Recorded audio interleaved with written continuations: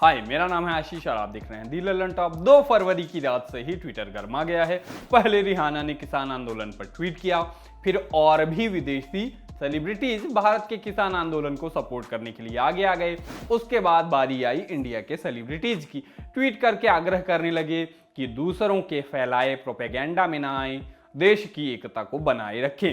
फिर किया तापसी पन्नू ने ट्वीट, लेकिन बाकी इंडियन सेलिब्रिटीज के सुर में सुर नहीं मिलाया। लिखा, अगर एक ट्वीट से आपकी एकता डगमगाती है, एक जोक से आपकी आस्था को ठेस पहुंचती है, एक शो से आपकी धार्मिक भावनाएं आहत होती हैं, तो फिर आपको जरूरत है अपना वैल्यू सिस्टम मजबूत करने की, ना कि दूसरों के लिए प्रोपेगेंडा टीचर बनने की। इस पर तापसी को काउंटर करने के लिए कौन आया? कंगना रनौत। लगातार 3 ट्वीट कर डाले। पहले में लिखा, तेरी मां को अगर मैं गाली दूं, ये तेरे विश्वास को हिला देगा ना, Dumbo question mark. National platform पर अगर उसका अपमान करूं, मैं जानती हूं कि तू अपने प्यार को मजबूत करने के अलावा कुछ नहीं करेगी, तभी तो तेरे जैसे दूसरों की रोटियों पे पलने वाले पालतू होते हैं, कभी कुछ और नहीं बन पाते, चुप कर अब।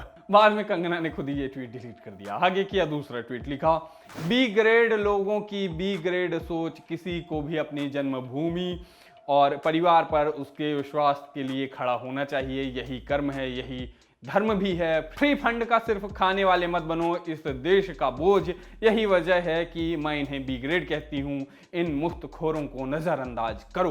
कंगना पहले अपने एक ट्वीट में तापसी को अपनी सस्ती कॉपी कह चुकी हैं। तीसरे ट्वीट में भी यही बात दोहराई। लिखा, इसकी एकमात्र उपलब्धि है कि ये मेरी सस्ती कॉपी है। जब से इसने मेरे जैसा स्टाइल अपनाया, लोग इसे नोटिस करने लगे।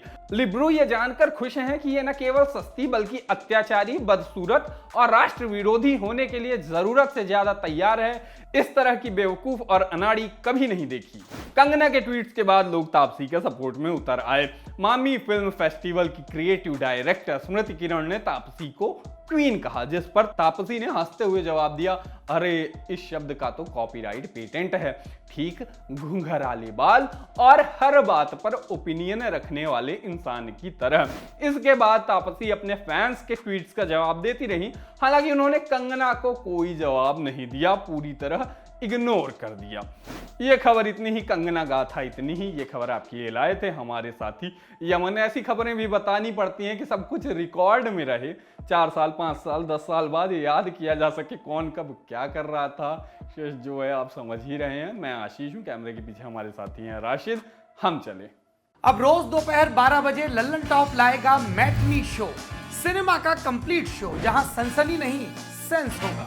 सोमवार बॉलीवुड किस्से, फिल्म और फिल्म वालों की दिलचस्प कहानियां। मंगलवार लल्लन टॉप अड्डा, चौचक बैठ की हेडलाइंस बनाने वाले हीरो हीरोइन डायरेक्टर के साथ। बुधवार कहां गए ये लोग जो कभी स्टार थे, अब लगता है कि गुमनाम है, उनकी खोज खबर। गुरुवार Bharat talkies, best of regional cinema, क्योंकि हिंदी के बाहर भी जाबड़ फिल्में बनती हैं।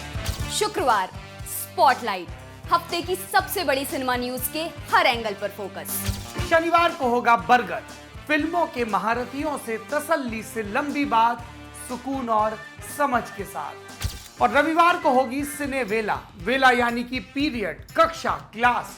ये क्लास लेंगे लल्लन टॉप के सिनेमा एडिटर गजेंद्र। क्लासिक फिल्मों और सिनेमा पर, इसके हर पहलू पर विस्तार से बात होगी। तो रोजाना दोपहर 12 बजे देखिए लल्लन टॉप का मैटनी शो।